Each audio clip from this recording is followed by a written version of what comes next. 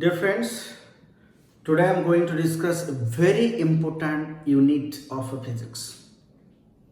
Very important unit. Why I am telling? Because this is the base of physics.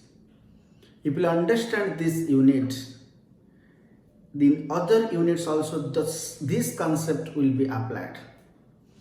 It covers nearly 60% of your physics syllabus. Very important portion. So what I am going to discuss, that is mechanics. So today we will start mechanics. So in this unit we will discuss about study of motion. Study of motion is called as mechanics. That is a major portion of physics. This is the mechanics. We'll discuss about motion. So who is the first man who first studied about motion? Everybody observed that something is moving, something is in motion, but nobody think about it. But one person started thinking about motion. The father of mechanics, one person think about motion. Who is that person? Can you guess? Okay, if you are guessing Galileo, then you are correct. Galileo Galilei is the first man who think about motion, studied a lot about motion and asked many questions to himself, to the society, to the people about motion. After Galileo, Newton proceeded the mechanics further. Then after Newton, many scientists contribute to mechanics. This mechanics branch, physics, divides into many sub-branches, many different small branches. Just like I will tell you, Newtonian mechanics. Newtonian mechanics, or this is also called classical mechanics. Newtonian or classical mechanics. This is very old mechanics of the time of Newton, means of the time of 1600 to 1700 AD. This is the Newtonian mechanics. Then the next is quantum mechanics. Quantum mechanics is very recent, which developed after 1900 AD, after your Max Planck's quantum theory. In this mechanics we will study about very small particles motion, so in quantum mechanics. Then we come to next is relativistic mechanics. Relativistic mechanics. In this mechanics we will discuss about the motion of the objects nearly equal to speed of light. You know light speed is 3 into 10 to the power 8 meter per second, which is very difficult to achieve for us. But in this we'll discuss about motion of the objects which moves nearly equal to the speed of light. That is relativistic mechanics, or in physics also that is called relativity. So this is about the different branches of mechanics. Also you can divide mechanics into different branches, what we will study in higher physics, in higher classes. But our focus is on very easy part of mechanics, that is only classical or Newtonian mechanics. That means you are going to study only the mechanics of 1600 time AD. Very small part of mechanics we will discuss in class 11. Very small part of mechanics. If mechanics is a C, then we are discussing only a drop of it. That is classical or Newtonian mechanics. This classical mechanics also I can divide it into two branches. One is kinematics and one is dynamics. What do you mean by kinematics and dynamics? Kinematics means study of motion without cause. Dynamics means study of motion with cause. What do you mean by this? In kinematics chapter, you will study about motion. The body moves from one point to another point. What is its distance covered? What is its speed? But never you ask the question, how the body moves, why the body moves. You will never ask this question. You will never try to know its cause. The study of motion without cause. But when you will understand the cause of motion, who is the cause of motion? Force. Force is the cause of motion. When you will try to understand the cause of motion, then the dynamics starts. Means dynamics will start from your Newton's laws of motion. Because Newton's laws of motion gives the concept of a force. So dynamics starts from there, starts from that portion when you try to know what is the cause of motion, why the body moves due to force. Then dynamics starts. This kinematics, again I will classify it into two parts. One is, according to your book, I divide this kinematics into two parts. One is motion in straight line, motion in straight line. Then second is motion in plane. I divide the kinematics again into two parts. Motion in straight line and motion in plane. So, but today I will start the discussion of motion in straight line. Only in a particular line the body moves. Only in a particular line. Can you give me such example like this? Where the body moves in a particular line? Think about it. Where the body moves in a particular line. You can pause the video, think some examples, then after that you play it and listen what I am telling. Okay, I hope now you thought some examples of motion in straight line. I can tell you some motions in our day-to-day life which are totally straight line motion. Beads in a string in the abacus computer, the first computer, that abacus computer system, beads move only on the strings. They can move only in straight line. Then the falling of raindrop, where raindrop falls, also that motion is straight line. If air resistance is neglected, because you are thinking sometimes also that raindrop falls at an angle. But if the air flow will neglect, then the raindrop falling is also taken as a straight line motion. When something falls, one apple falls from a tree, one mango falls from a tree. So that is also the motion in a straight line. So those type of motions we'll discuss today. Motion in a straight line. So let's start the chapter today, that is the motion in a straight line. So first, before entering into the chapter, we have to know some physical quantities which are required in this chapter. We'll understand the physical quantities first one by one. So first physical quantity, let's understand. First physical quantity is distance. What do you mean by distance? You know it also in lower classes. Distance. So if I ask you the definition, you can tell it very easily. The actual path covered by a body is called as a distance. Actual path covered by a body is called as its distance.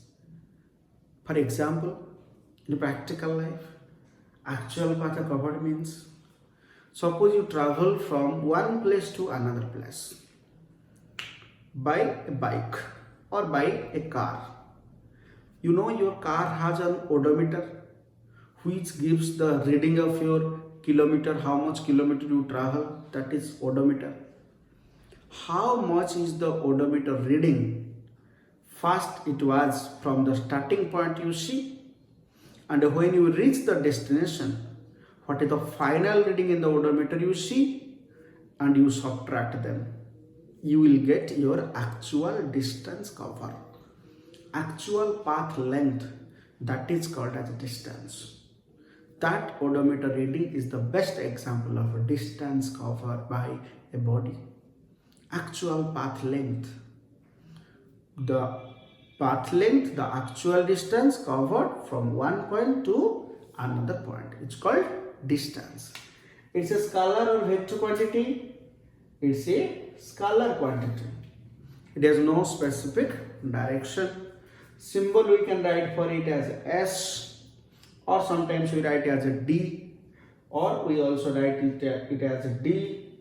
Then unit, it's a SI unit is a meter, but many times we use the unit kilometer, and CGS unit is centimeter. CGS unit is centimeter. And dimensional formula, that is M0, L1, T0, because it is only distance. This is about the distance. Now we come to the next quantity, that is displacement. The next quantity is displacement. What is displacement? You have also read this in lower classes.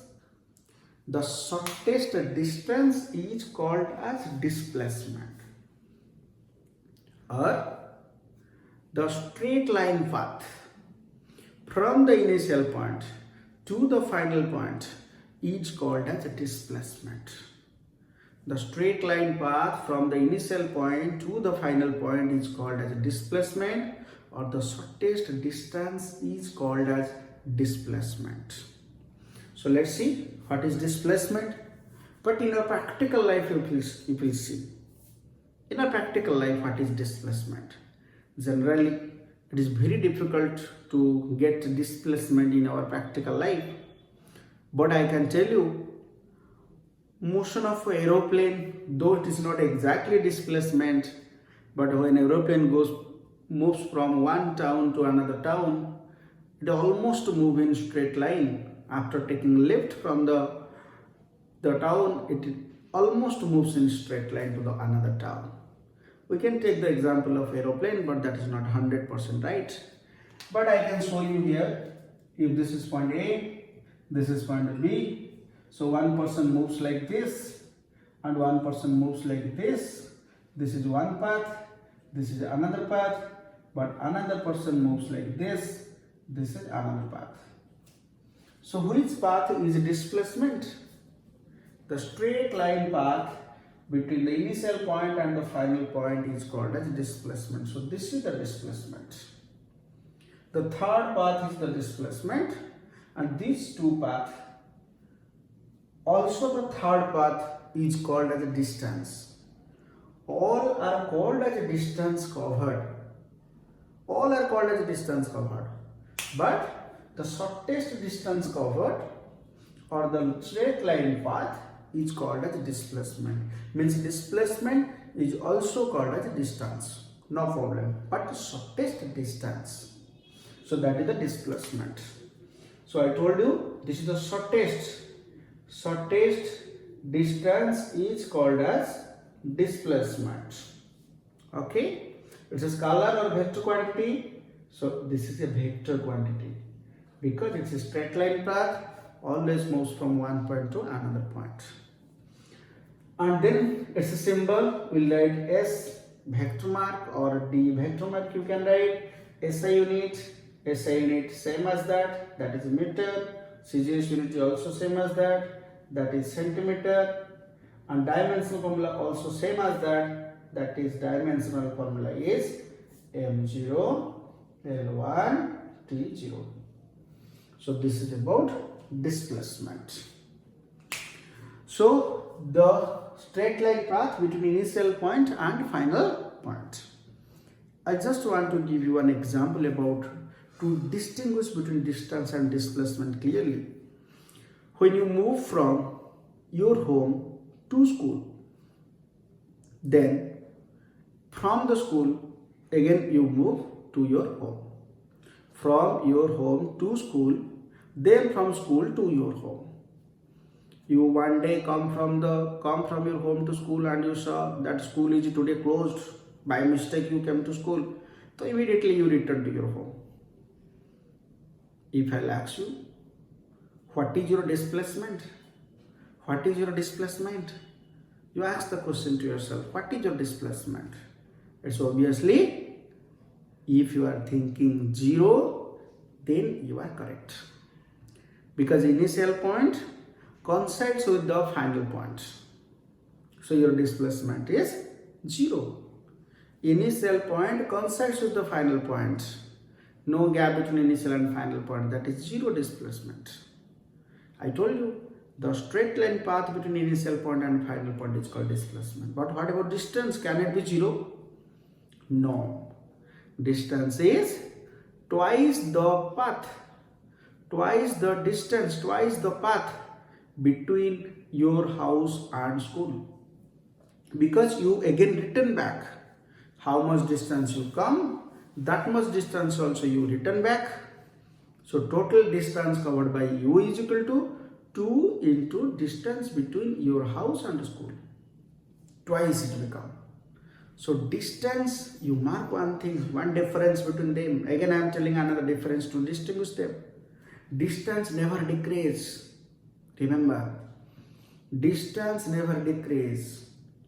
But displacement can decrease.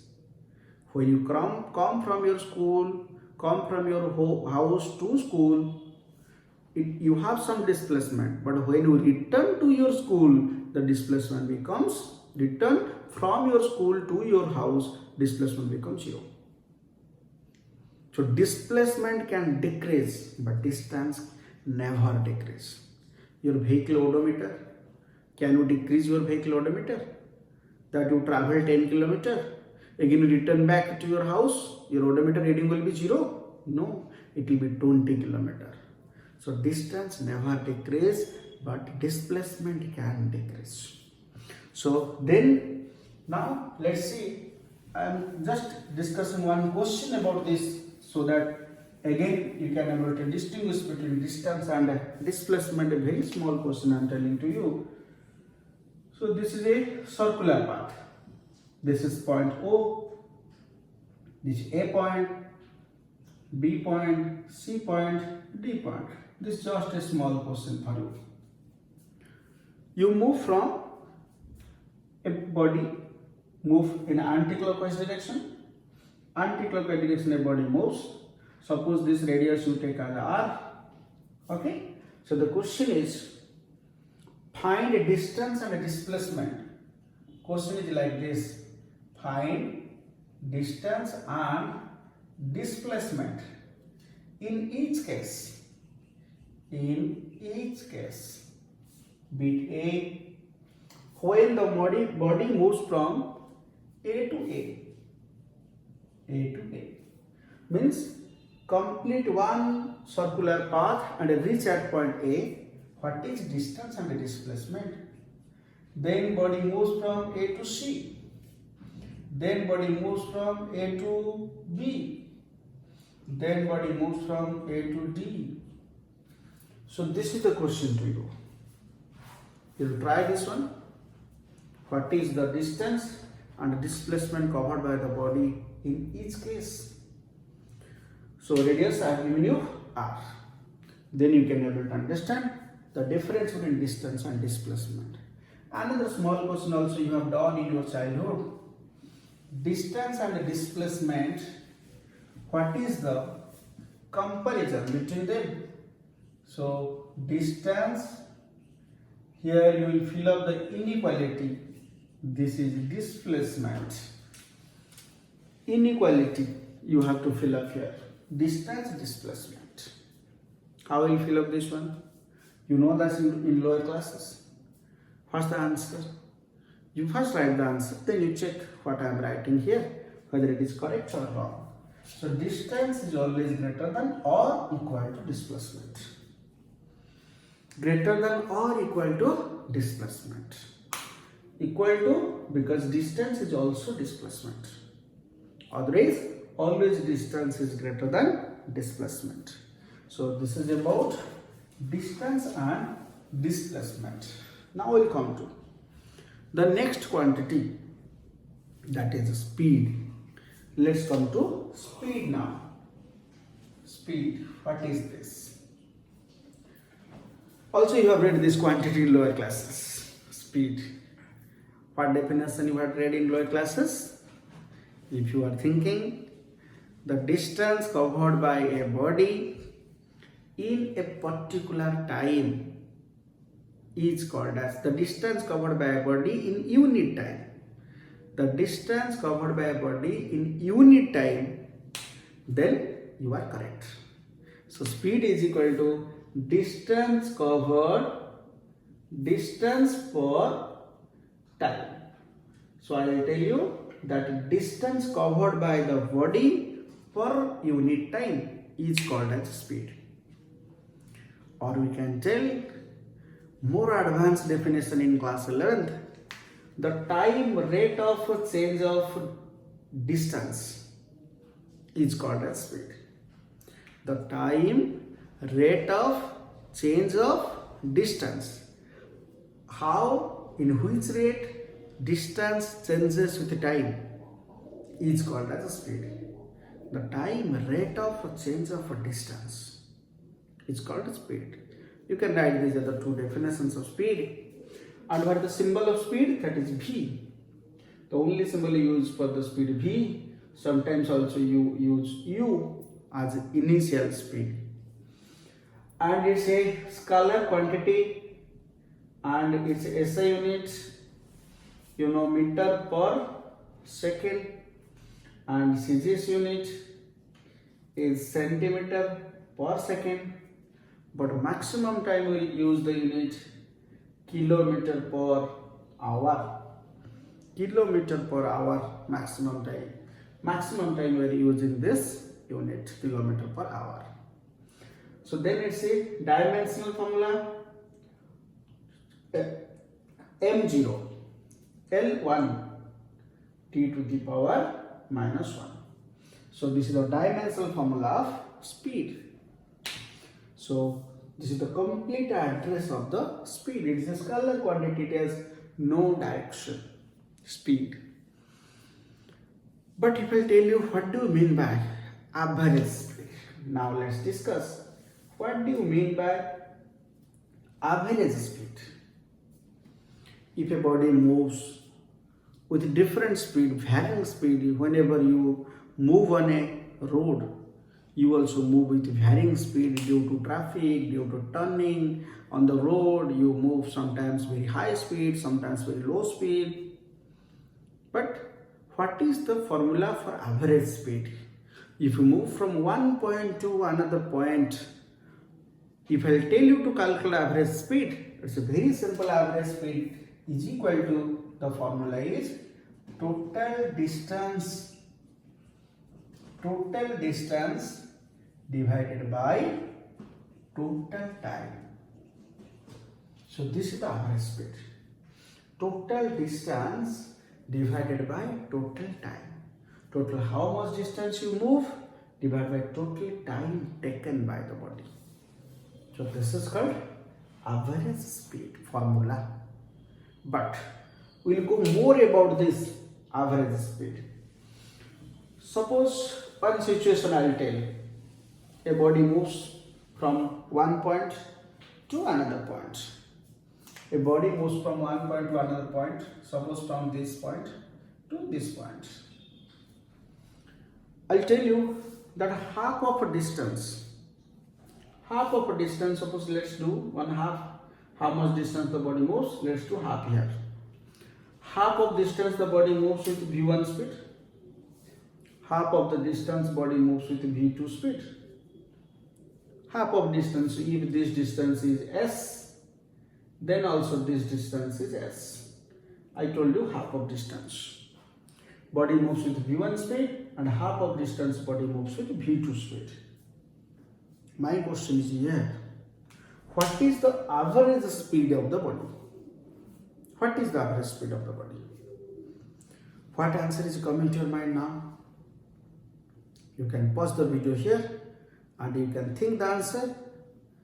After that, you play the video and see what you are thinking, whether it is correct or wrong. What is the average speed of the body? If you are thinking this answer, average speed is equal to V1 plus V2 divided by 2, then you are totally wrong. Then you are totally wrong. Okay? Because you are just calculating the average of two bodies as you calculate everywhere, V1 plus V2 by 2. No, you are totally wrong. So don't think like this. Rather, using the formula, we will find the average speed and we will get the correct answer for average speed. So what is the formula of average speed? So this is one case I am doing. This is case 1. Distance division formula I am doing. Distance division formula. Here distance divide to find average speed. What I will do? Total distance S plus S. Total time T1 plus T2. I don't know the time. Here is the time T1 suppose. Here is the time T2 suppose. Total distance by total time. So total distance, that is 2S.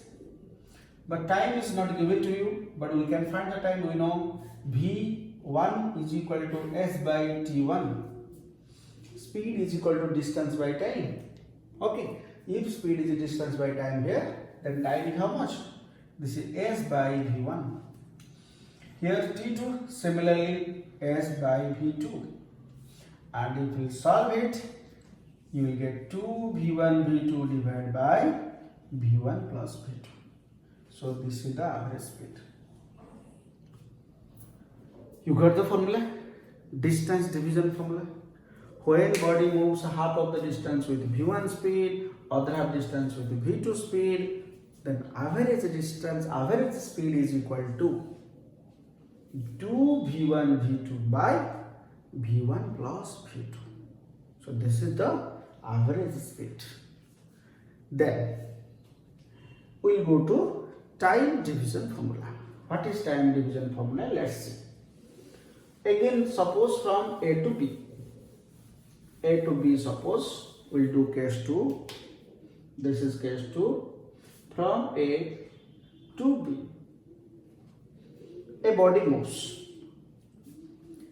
How much time of journey is there? It's a half time.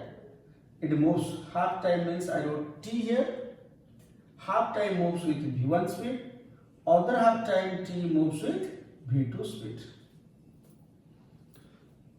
I don't know what is the distance covered in this part, but body moves half of the time T time with V1 speed, the next half T time with V2 speed. If total journey time is 2T, I divide it into TT. If you travel for 2 hours, you divide it 1 hour, 1 hour. V1 speed and V2 speed. What is the average speed? Are you thinking the answer that V1 plus V2 by 2? Are you thinking this answer? If you are thinking this answer, then we will see whether it is correct or wrong. Let's see. Let's use the formula and calculate average speed. Total distance S1 plus S2. Because I don't know this distance, I don't know this distance. S1 plus S2. Then total time T1 plus T2, but I am writing T plus T because time is same. Then what is S1? Can I write V1 into T? What is S2? V2 into T divided by 2T. V1 into T, V2 into T divided by 2T. So it is coming V1 plus V2 by 2. So this is the average speed. So then in this case you are correct. Your average formula works here. So this is the average speed. So that means while calculating average speed, Two formulas now I gave you. One formula is distance division, one is time division. When half distance, then 2v1 v2 by v1 plus v2. But when it is time division, then v1 plus v2 by 2. Two formulas, and accordingly you have to use. But I can give you one question here, combining distance division and time division. I can give you one question here combining both. You see, this question you can able to solve. From A to B, a body moves. Then half of its distance, remember, half of its distance, it moves with v1 speed. Half of the distance moves with v1 speed. Then half of the time of other half distance, half of the time of other half distance moves with v2 speed, half of the time of other half distance moves with v2 speed, and the another half time moves with v3 speed. I hope you can able to understand what question I am telling to you. A body moves from A to B. Half of a distance it moves with v1 speed. Then half of the time of other half distance, half of the time of other half distance it moves with v2 speed, and other half time it moves with v3 speed. My question is, you find what is average speed. What is average speed? Okay, I hope you will try this question. It's a very good question. You can able to find average speed here. Then, after average speed, now I am going to tell you about instantaneous speed. What do you mean by instantaneous speed? V instant. The speed of a body at a particular instant is called as instantaneous body. Instantaneous speed. Speed of a body at a particular instant is called instantaneous speed. Then the question is coming to mind, what do we mean by instant? One instant means how much? Very, very small fraction of time. Very, very small. How much small? How much small? 10 to the power minus 9 seconds, less than that. Time is less than 10 to the power minus 9 seconds. That is called instant. Very, very small time. When the body moves from A to B, if I tell you to calculate average speed, you are writing del S by del T. Del means change.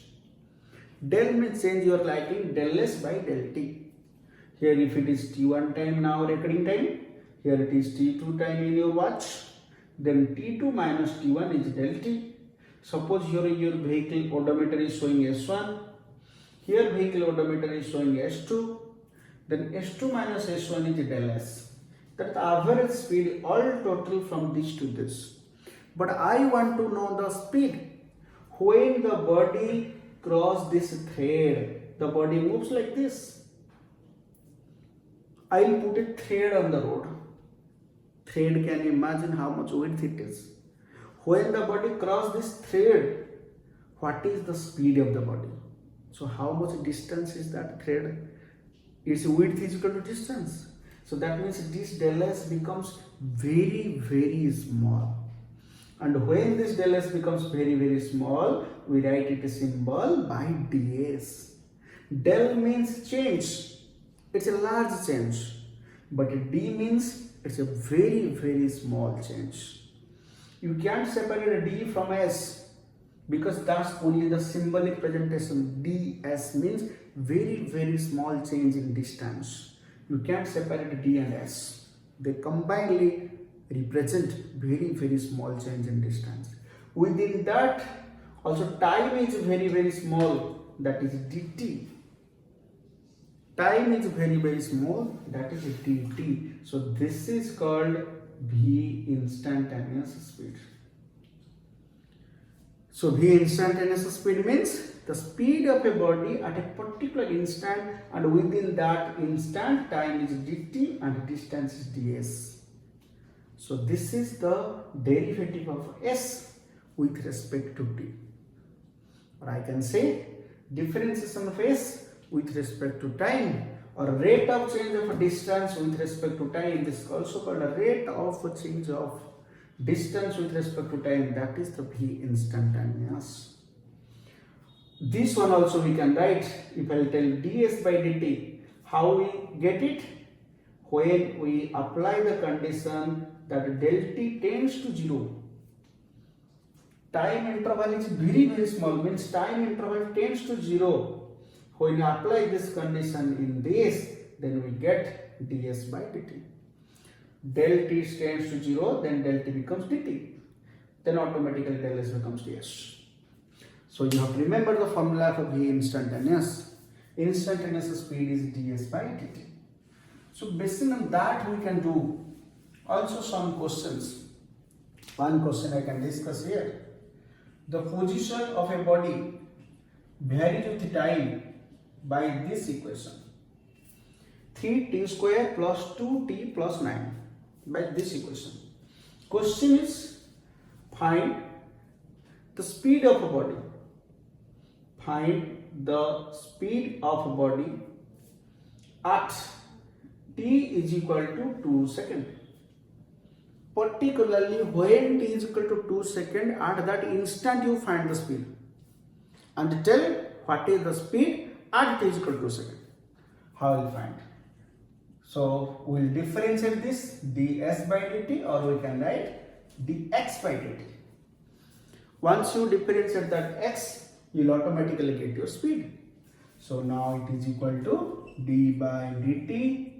You differentiate 3t square plus 2t plus 9, 3 constant, differentiation of t square is 2, t to the power 2 minus 1, n x to the power n minus 1 formula. 2 is constant taken to outside, then dt by dt is 1, so then plus 9 constant, differentiation is 0. So you are getting 6t plus 2. But as I told, at t is equal to 2 seconds, then that point, what is the v? So put the value of t in this equation. 6 into 2 plus 2. 6 into 2 plus 2. So now it becomes 14 meter per second. This is the instantaneous speed, or the speed of a body at a particular instant. So today we discuss about two quantities, distance and speed, and again in the next lecture I'll discuss about velocity and acceleration. Thank you.